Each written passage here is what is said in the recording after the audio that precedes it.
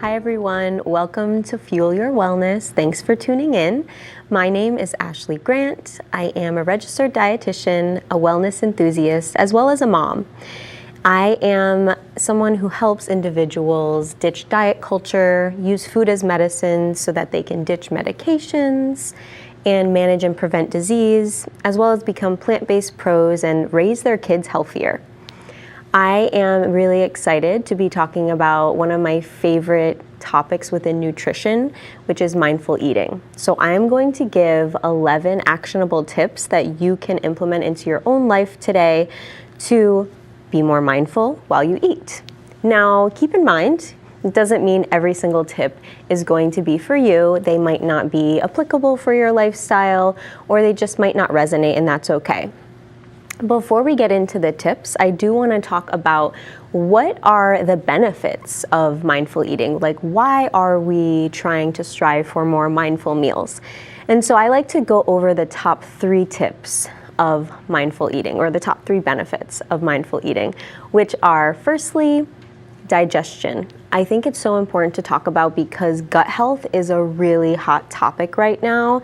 And often when gut health is discussed, it's, the conversations around supplements and what to add to your diet, what to eat.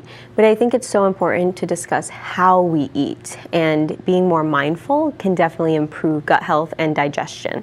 So that's the first benefit that I think is really helpful, and I think a lot of people will need that in their lives, because I think we all need a little bit better digestion. And the second benefit of mindful eating would be to just essentially be more aware of hunger and satiety cues, meaning that you overeat less frequently. Again, something we all have done or all do from time to time, some more than others. So if this is something that you struggle with often, this mindful eating habit can be really powerful for you. And my favorite tip, or my favorite benefit, is actually enjoying food more. I think that's so important, because when we are just eating fast, when we say scarfing it down or inhaling our food, we're not really paying attention to the flavors and the texture of the food, and we don't actually fully enjoy that experience. And sometimes that's actually why we reach for seconds, is so we can enjoy that experience a second time through, since we didn't the first time. So I love those 3 benefits. I think they're important to note. So digestion, overeating less frequently, and of course, enhanced enjoyment of food. So if those 3 things are what you want to focus on and work on for your health, then stay along for these 11 tips that I'm going to be giving you next. So tip number 1 is change the scenery. Now, this is something that anyone can do. Whether you're at home, sometimes at work you can do it, and even other places if you're on the go. But in your home, let's think of it there first. Changing the scenery can be pretty easy as long as you have more than one room in your home, or if it's summertime, you can go outside. But the reason changing the scenery is so helpful is because if you're someone who does overeat often or is mindless while eating, when you start to go in a different place when you eat, you're reminded of, oh yeah, the reason I'm in this new place is because I'm trying to change my habit of eating fast or eating mindlessly. So that's one of the reasons it's helpful. The other reason is often we eat in the kitchen or where the food is. And if we're stepping away from the room where the food is located, then we are less likely to be focused on, okay, I want seconds, or reaching for seconds right away, or adding more to our plate before we even finish, things like that. So also, the more relaxing the scenery, the better. So this might look like, a room that you have your library of books in, or plants, or your cat, to sit on your lap, whatever that looks like for you. And like I said before, outside is always an option. Of course, right now in New England, it's cold, so probably not something that you'll catch me doing, eating outside right now, but in the summer and the spring, I love eating outside. I think it's such a nice way to incorporate nature as well as eating. And so that's another reason it can actually help with digestion, because the calmness of the setting can really relax the gut. instead of keeping it tense and stressed. So also within changing the scenery, if you choose somewhere similar to the relaxing setting, but if you specifically choose somewhere that you don't have a phone, a TV, a computer, it's going to be better for mindful eating because there's less distractions. You know, when we have our phone in our hand and we're focused on whatever we're scrolling on our phone with, then of course we're going to actually be able to focus on our food. Same with even the TV, with maybe the news. It's easy to get, stressed from that or stressed from, our computer with our work stuff on there. So it's really helpful for all three of these reasons. Now, tip number 2 is to sit while eating. And while this seems kind of obvious, it's not, because I often see it in myself, in my friends, in my family, as well as clients, where a lot of us are standing while we're eating. And this might not look like eating an entire meal standing, but what I call BLTs, while cooking, bites, licks, and tastes, while we're cooking, preparing food, that is something we don't even take into account because we're standing, we're kind of like walking around, we're not really mindfully eating that. And so it's something that we can kind of get excess of if we do that often. Another reason, standing is not the best thing for us when we're eating is because, again, going back to that benefit of mindful eating, digestion, it's actually not great for our digestion to stand while eating. Because if you think about it, it makes sense, right? When we stand, our muscles are being tensed in our core, our trunk to hold us up. Even if we're not intentionally doing it, you don't have to be like, flexing or anything like that. Just simply standing, we are utilizing those muscles. As well as the blood is flowing to our legs. So if our blood is flowing to the legs and our muscles are tensing, our gut is going to be a mess. So if you have a lot of gas, bloating, any digestive issues often after eating, then instead of just considering what you're eating, try also considering how am I eating? Am I eating standing? Am I eating mindlessly? Am I eating fast? Those things can impact you almost more than what you're eating. Of course, what you're eating can also. So definitely pay attention to both. But the other thing is, when we're sitting, we are getting that blood flow to the belly. We can relax the belly, and it can be just such a more pleasant experience on the digestive tract. So definitely important. Within this tip, I always like to also go over eating while driving because it is, a place where you're sitting, but it's still not mindful because, of course, you're focused on the road. You're probably not even getting everything into your mouth. It's probably falling all over your lap. So not only is it unpleasant, messy, and something that you're not even focusing on, it's also causing our sympathetic nervous system to activate. So that's that stress response, especially in New England, the drivers here. But even on the most simple of roads, without a lot of traffic, we're still not at ease when we're driving because we're on alert just in case, something were to happen, like a deer or a car cutting you off. We have to be on alert. So we're not relaxed. And so that parasympathetic nervous system, when we are relaxed, that's our rest, digest, and heal nervous system. And that's what we want to activate when we are eating. So that would look like, sitting. And again, changing the scenery can also help with that, with the relaxing setting. So tip number 3 is you choose utensils wisely. Now this means things like your spoons, your forks, kind of choosing smaller options when possible. But also one of my favorites is chopsticks. If you're someone who doesn't know how to use chopsticks, it's even better of a tip for you because you're probably going to be really slow at it, right? I am very slow at using chopsticks, although I'm getting better, which for mindful eating probably isn't a good thing, but it helps when you're slow, right? Because slow equals more mindful. And chopsticks can help because, again, when you're eating really slowly, you are just focusing more on eating, what you're eating, the texture, the flavor. So the enjoyment's there, the digestion is better, you're not overloading your gut extremely fast. So really all these tips can be, all the benefits are really found within this tip especially. But even spoons, I love to use it's almost like a baby-sized spoon for when I eat ice cream. Because anything indulgent, I like to use that small spoon for because essentially, if you use a big spoon for just a half a cup, which is usually the serving size of ice cream, you're gonna eat that ice cream in like 2 bites, right? It's gonna be gone. But if you are using a small spoon, not only are you eating, kind of better for your gut, you're not overloading it all at once, especially cold, you don't wanna do that, but also you're enjoying it more, right? Like I get many, many, many bites from that small spoon versus a big spoon. I'll get 2 bites and it's gone, it's over. The enjoyment is over. And we want to extend that pleasure. That's part of that third benefit I talked about before, which is enhanced enjoyment of food.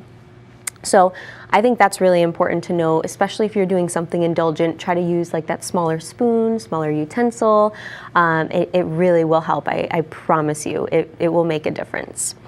Now, number 4, avoid eating out of boxes, bags, packages, which normally I'm not someone who likes to start a tip with like a negative word, avoid, but I do think it's the best way to kind of describe this one. Another way to say it, you could say transfer your food to a plate, a jar, something more aesthetically pleasing even, because again, for the aesthetic reasons, it looks nicer, it's prettier, but also when you think about eating out of a bag, a box, a package, it's easy to eat the whole thing, right? We've all been in that experience before, where we just are eating out of the bag. We don't know how much we ate. Even if we don't eat the whole thing, we don't know how much we did eat. And then also, if we eat the whole thing, it's not even making us feel full because it's not really food. It's a packaged processed product. So of course, the more we eat out of bags, boxes, and packages, the more we eat more processed food. And then of course, it prevents us from really getting full. Chips are actually made so that you can eat the whole bag without feeling full. So that hunger satiety feeling isn't going to really be satisfied because chips are just small little crunchy pieces of potato instead of actually eating a potato itself, where you get a lot of volume and a lot more nutrients as well, and less of the negative nutrients in there, like the saturated fat and things like that. So number 5 is to put away extras. This tip actually is one that I implemented a few years ago when I did a home retreat with a client. And essentially what we did was we cooked together like a nice plant-based meal. Then we plated our food with that, the food we just cooked. And then we put away the extra food that wasn't going to be on our plate. So we put it away in packaged Tupperware for, like the next day and maybe the day after that, and then put it in her fridge. Then we went outside. So we did implement another tip there of changing the scenery as well. So we're kind of implementing a few things here, but at the same time, when we went outside and we ate our food, we stayed out there for a little while. And then when we came back in, it wasn't, the thought about seconds or, getting extras or getting something else wasn't really there. And she mentioned to me that was the most helpful thing, putting away the food, because often if it's out, especially family style, it's easy to just reach and scoop another portion onto your plate. Like I said before, sometimes even before you even finish what's on your plate, you scoop more onto there. So it's really helpful to start trying to do that. And the other benefit of that is you get leftovers, for the next day or the day after that even sometimes. So it also helps with a little meal prep in there as well. Now, tip number 6 is use smaller plates or bowls. And this is similar to the utensils, but as far as the plate or bowl goes, it's easy to load our plates too much when we use a big bowl or plate. Because if we look, like I always give the example of a fancy restaurant. I will never forget going and getting this huge square white plate, and the food on it was just all in the center. And they garnished it, made it look pretty and everything, but it was barely any food. And I was kind of questioning, where's the rest of my food?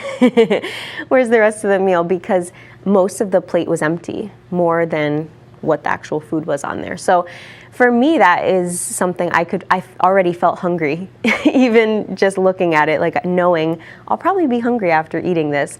Whereas if you take a small plate and put that same exact portion onto that, it's going to look more full. So it's kind of like the portion perception changes because it seems like, your plate's more full. So using those small plates can make a huge difference, or bowls.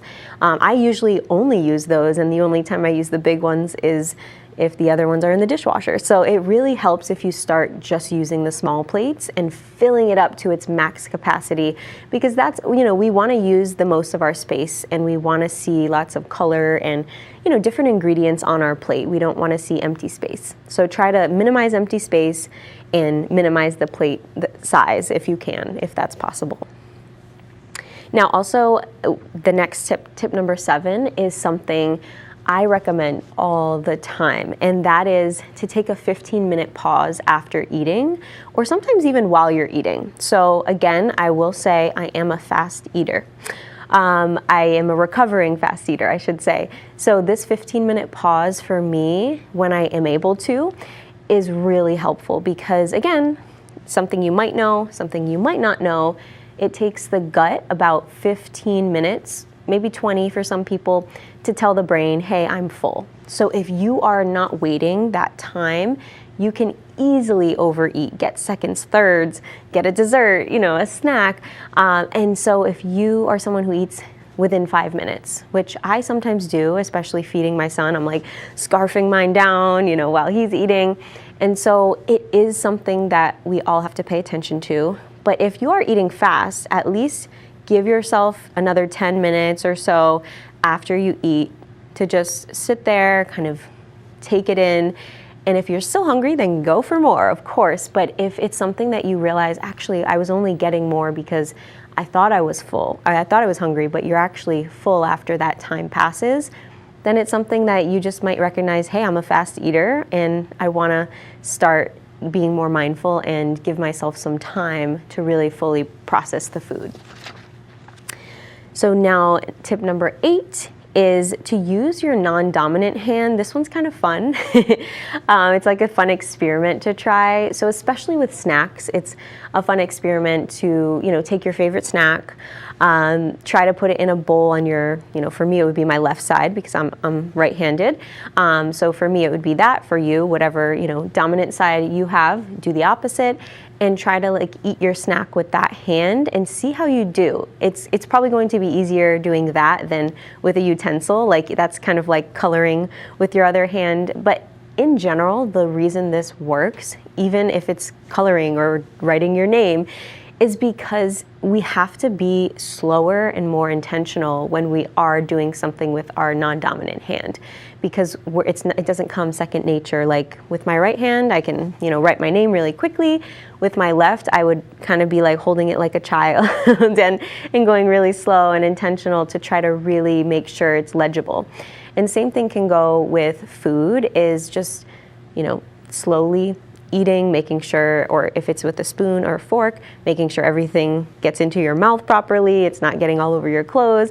It really helps with intentionality. So that's one of my favorites, and it's fun too. And you can really do it anytime. I mean, there's no limitations for that one.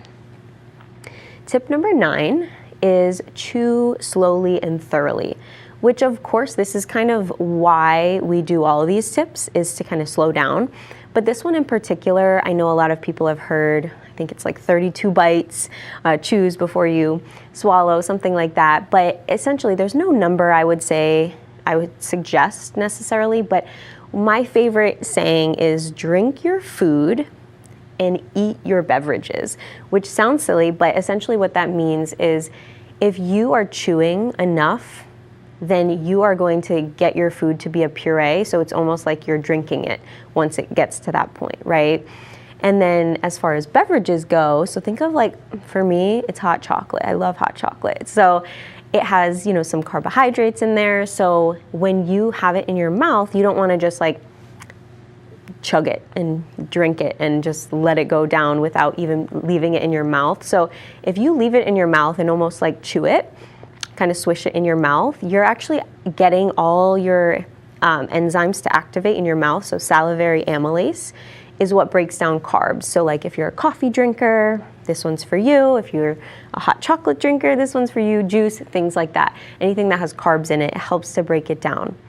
The other thing about swishing it around in your mouth is that you actually have taste buds on your cheeks, not just your tongue. So if you are only, doing a quick sip and letting it go down, then you're not fully experiencing all the deliciousness of whatever you're drinking or even eating too. Like, it sounds weird to swish your food in your mouth, but it really can help. And this is kind of why when you drink, I know a lot of people do like wine tastings and things like that. You kind of do that, right? They kind of walk you through these steps of drinking mindfully. So same thing can go with food. And that's a really fun one. Now, tip number 10 is something that is so important. I feel like we've kind of lost as a society because of our quick pace lifestyle, and that's engaging your senses. Now, this means essentially noticing colors and textures and all the flavors that you're eating. And often we don't even care to look at that. We just kind of like, okay, this is what I usually get. I'm just gonna eat it. And so I'm often someone, I just have always done this intuitively, is like I like to smell my food before I eat it. And I always kind of thought that was weird. Not a lot of people do that. But now that I am more educated, I know the reason I do that is actually not only just because I want to enjoy the smell first, but it actually starts the process of digestion. So we'll kind of get into that as well when we walk through a little mindful eating practice. But I think that tip is probably one of my favorites as far as really the benefit of that last benefit, which I mentioned, enhancing the enjoyment, but also this next one, the last tip, is tip number 11, practice gratitude / set an intention. You could do both of these things. You could do one, you could do the other. But I think when we set an intention for our meal or our snack, it might look like, let's say, I want this food to nourish me. I want this food to heal me. I want this food to energize me. Things like that. Fuel me for my workout, fuel me for my day, fuel me for my interview, whatever it is for you. That just kind of gives purpose to the food you're eating. And often that might help us eat a little healthier, because if we're choosing something less healthy, we probably know it's not going to fuel us as well for certain things. But also the gratitude practice is really great. You don't have to be religious, to practice this. It can just be, I'm grateful for whoever grew this food. I'm grateful for who transported this food. I'm grateful for whoever made this food, cooked it. Maybe that's yourself, and even more the reason to practice that, because we don't really practice gratitude in ourselves enough. I find that. So I think this tip can be so powerful and helpful, and it's easy to just do in your head really quickly before you eat as well. So the other, the last tip was a little bit harder you're not going to be able to fully do this mindful eating practice through the senses every single time you eat. So again, not all of these tips you're going to do every single day. You're not going to do this every single meal.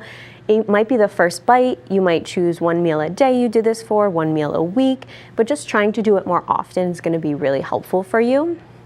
And so I want to kind of walk through that practice of using those senses. So if you have a piece of food in front of you, you can use that. I like to kind of think of an orange, right? And of course, my mom brain made me forget my orange, and I was going to do that with you guys today. But even just imagining it's actually amazing how powerful our senses are. Even imagining it can start making your mouth water. So think about first looking at it, right? So for me, if it was the orange, I'd be looking at it, kind of just seeing the color, right? Or colors. If it's a meal, might have a lot of those. And then feeling it would be the next thing. So feeling the texture of it, like the rough skin or smooth skin, depending on the orange. And even the temperature, feel that too. Like if it was in the fridge, it would be cold. If it was on the counter, it would be room temp. If it's a hot meal, it's going to be warm. And then smelling it, this is where our digestion process starts. It doesn't start when we eat the food, it starts to smell the food, because that's when our salivary amylase, that enzyme in our saliva, is actually activated, especially if it's something that's you really like and it makes your mouth water. And that's actually a really good sign that you're gonna digest that food really well. And so we wanna awaken those taste buds by smelling it and then tasting it is, of course, the most enjoyable part, right? So taking a bite and taking a small bite and noticing small things about it. If it's a meal, you might even be able to pick up spices that are in the meal. If it's, a citrus fruit, you might be able to taste the sweetness and the, citrus flavor of it. And even just the texture of it while it's in your mouth, you might notice is different than the texture, the outside of the fruit. And then the last thing is sounds silly, but listen, hear the sounds that the food makes. If it's crunchy like chips, it's going to make that crunchy noise. If it's, fruit, you might just hear like apples, you might hear a little crunch there. You might not hear much at all, depending what you're eating, but it's really good to try to implement all your senses here because it can make it so much more enjoyable for you. So I encourage you, if there was one thing today that allowed you to connect and relate and you resonated with, try that one thing. If there were multiple things, jot them down. Reach out if you have any questions about how to do this or how to implement them. But I am really hoping that this helps you eat more mindfully and improve your relationship with food. Until next time.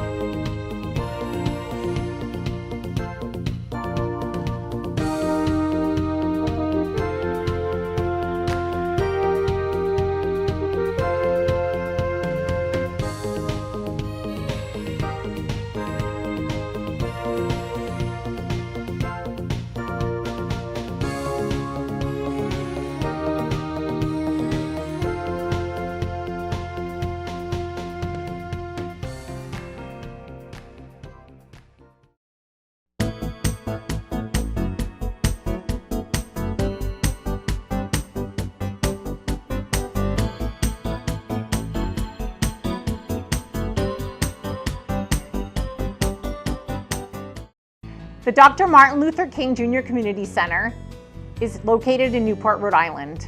Our mission is to nourish, educate, and support Newport County residents to improve their social, economic, and physical well-being.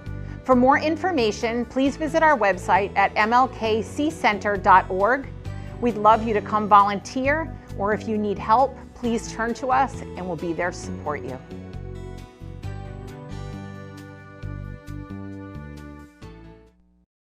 Adoption Rhode Island is a private nonprofit organization dedicated to improving outcomes for children, youth, and young adults in foster care by finding families or other permanent connections.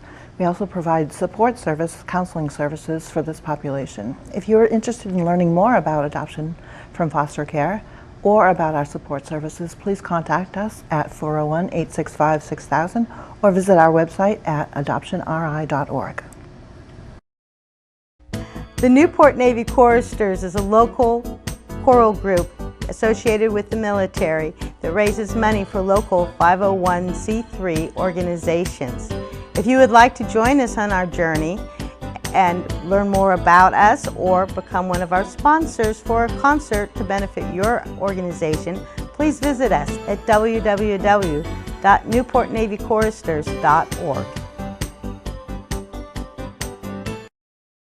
Hi, my name is Conley Zani, and I'd love to tell you about the CFP Arts, Wellness, and Community Center. We have a wealth of activities. No matter what you're into, there is something for you. You want to learn to draw? We've got an art class. You want to learn to dance or pump some iron? We've got fitness classes. Maybe you want community. Try some bridge. Check out our website. There are so many options, and we hope to see you very soon.